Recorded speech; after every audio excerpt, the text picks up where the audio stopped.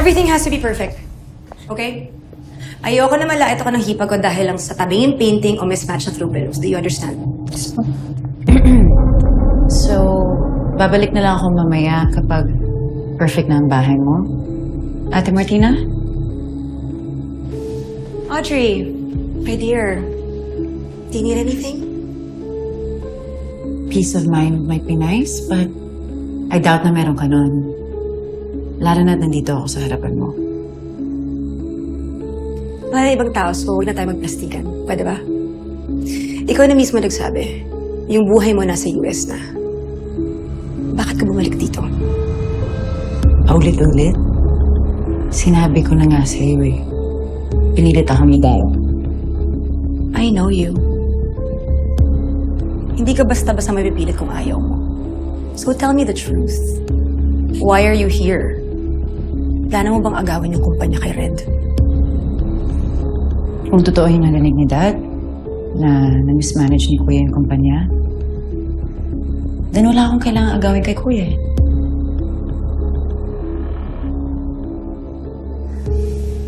Our trucking company is doing great. We are doing great. Hindi namin kailangan paghihimasok mo. Hindi ako nanghihimasok at Martina. The company is just as much mine as it is Kuya Red's. You asked me kung magtatagal ba ako dito. And it really all depends. Kung nakikita ni Dad na naliligaw si Kuya dahil sa mga maling taong bumubulong sa kanya, then I guess we'll be seeing a lot more of each other.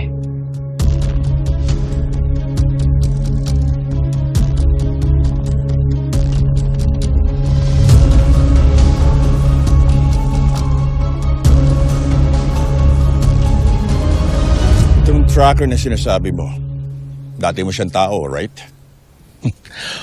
What is important is magawa niya yung mission. I'm sure mare-recover niya yung prized game card mo. Then he must be really good. Let's just say he's the best in the business. You know what, Colonel? I'd like to meet him. Maybe someday.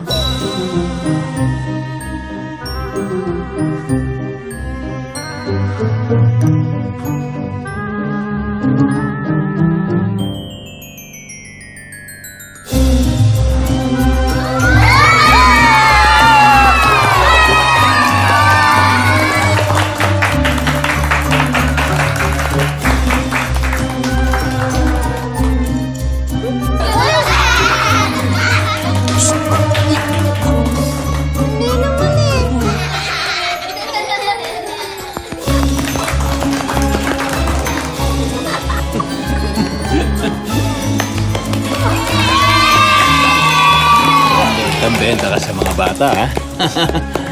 So kaya magkaroon ng isang idyong na sobrang kulit. Tingnan lang natin kung hindi ka pa matuto magpatawa ng bata.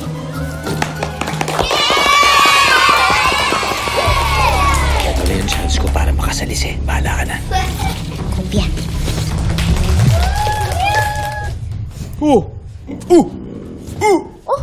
Tung-tung! Ano nangyayari sa'yo? Napupupo ako! Ay! Natutomtom ako! Hala! Ay, wag dito. Wag dito. Doon!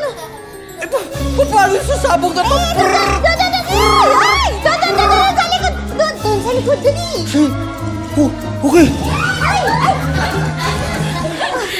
Ate, saan yung CR dito?